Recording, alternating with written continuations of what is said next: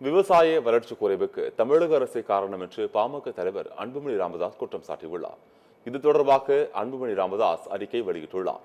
அதன்படி 2024-25 ஆண்டில் தமிழகத்தின் ஒட்டுமொத்த பொருளாதாரம் 9.69 விழுக்காடு அதிகரித்திருக்கும் நிலையில் அதைவிட அதிகமாக சேவைத்துறை 12.7 விழுக்காடும் உற்பத்தித்துறை 9 விழுக்காடும் அதிக வளர்ச்சியடைந்திருப்பதாக அவர் குறிப்பிட்டுள்ளார். ஆனால் தமிழ்நாட்டின் பெரும்பான்மை மக்களின் வாழ்வாதாரமாக இருக்கக்கூடிய முதன்மை துறையான வேளாண் துறையோ சேவைத்துறையின் வளர்ச்சியில் கிட்டத்தட்ட 100இல் 1 பங்கை மட்டுமே எட்டியிருக்கிறது. இது தமிழ்நாட்டின் பொருளாதார ஏற்றத்தாழ்வுகளை அதிகரிக்குமே தவிர குறைக்காது.